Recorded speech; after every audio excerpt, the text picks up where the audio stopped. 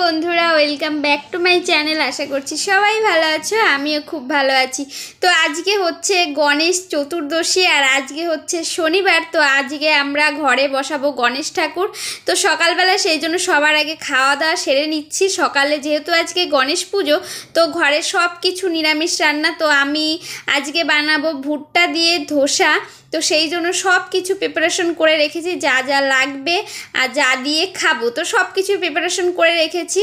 তো এই তো ভুট্টা পেস্ট করে রেখেছি আর এই দিকে একটু বাদামের চাটনি করেছি, যেটা ভুট্টার মানে ধোসা দিয়ে খাবো। আর আমার বর ওইদিকে একটা ভাজি বানাবে ভুট্টা দিয়ে। তো আজকে সকালের সব খাবার বেশিরভাগই ভুট্টা দিয়েই তৈরি। তো এই তো আমার ধোসা বানানো স্টার্ট করে দিয়েছি। যারা ভুট্টার ধোসা খেতে চাও, এটা খুবই সিম্পল। এর আগে আমি কোনো দিনও বানাইনি, আমি ভাবতেও পারিনি যে এত সুন্দর ধোসা হবে, কিন্তু ট্রাই করেছি। কিন্তু খুব ভালো, খেতেও টেস্টি আর দেখতেও তেমন টেস্টি। হলুদ হলুদ কালার হয়েছিল ধোসার কালারটা। তো যারা মানে এটা বানাতে চাও, তো এর ভুট্টা আগের দিন ছাড়িয়ে ভুট্টাকে ভিজিয়ে রাখতে হবে সারা রাত। তারপরে সকালবেলা ইচ্ছা করলেই খেতে পারো।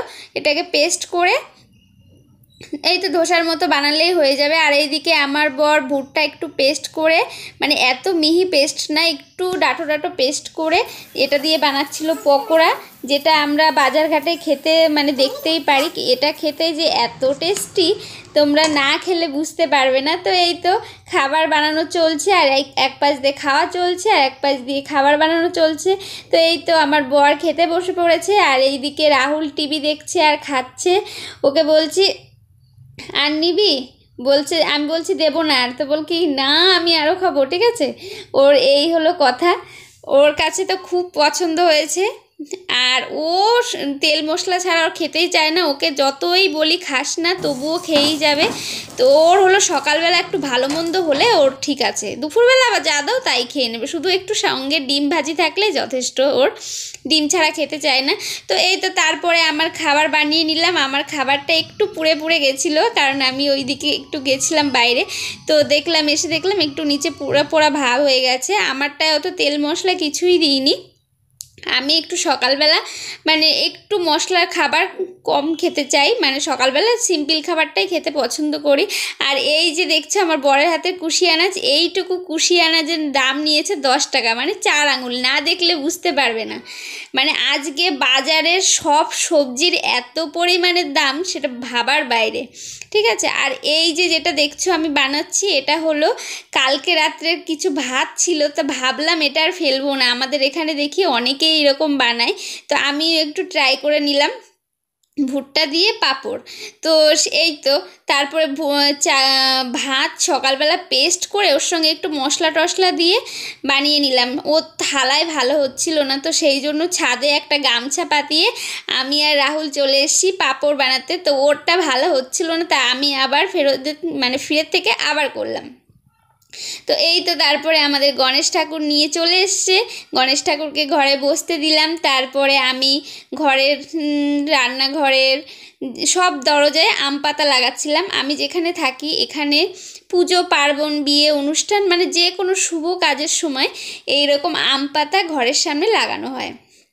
তো যেহেতু আজকে গণেশ পুজো, তাই সেই জন্য সবার ঘরের সামনে দিয়ে আম পাতা লাগিয়েছে। আমরা আর বাকি যাই কী করে, আমরাও লাগিয়েছি, আমরাও প্রত্যেক বছর লাগাই। তো এই তো এখন যাব পুজো দিতে। আর এই যে দেখছো ঘাস পাতা সব কিছু, এগুলো কিন্তু কিনে নিয়ে আসতে হয়েছে।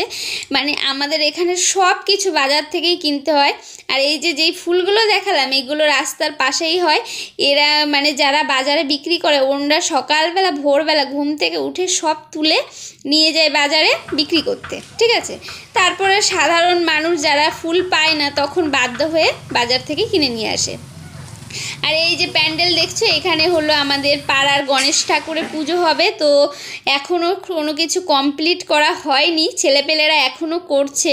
এটা না হওয়ারও কারণ আছে, কারণ সমানে কয়দিন মানে বৃষ্টি এত পরিমাণে হয়েছে যে কোনো কাজই করতে পারেনি কেউ। তো আজকেই গণেশ পুজো, আজকেও পুরো কমপ্লিট করে সারতে পারিনি, ঠাকুর নিয়ে আসবে বিকালবেলা, তো তার আগেই করে সারতে হবে। সবাই মিলে দেখছি অনেক মানুষ, ছেলেরা মানে ঝটপট করে করছে। এই তো তারপরে পুজো টুজো দিয়ে সব কিছু করে আজকে খেতে বসে পড়েছি। আজকে রান্নার ডিউটিতে ছিল আমার বর, আমি রান্না করতে পারিনি, আমি পুজোর সব কিছু গোছাচ্ছিলাম, তো সেই জন্য একটু বললাম যে তুমি একটু কোনো মতো একটু আজকে রান্না করো। তো ওই রান্না করেছে। আর এখন হয়ে গেছে বিকাল, আমি ঘুম থেকে উঠে দৌড়ে চলে এসেছি, ঠাকুর নিয়ে আসছে এখন, ঠাকুরের মানে আনার জন্য। এই যে রাস্তায় সবাই মানে একটা অনুষ্ঠানের মতো করছিল।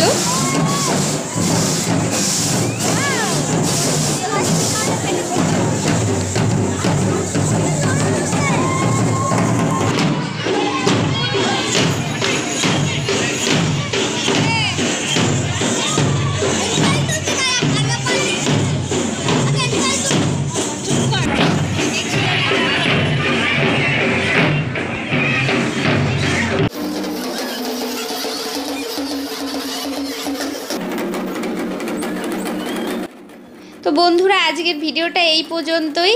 কমেন্ট করে বলো যে গণপতি স্পেশাল ভিডিওটা তোমাদের কেমন লাগলো। তো আজকের মতো এই পর্যন্ত। ভিডিওটা ভালো লাগলে অবশ্যই লাইক, শেয়ার, কমেন্ট আর আমার চ্যানেলটাকে সাবস্ক্রাইব করো।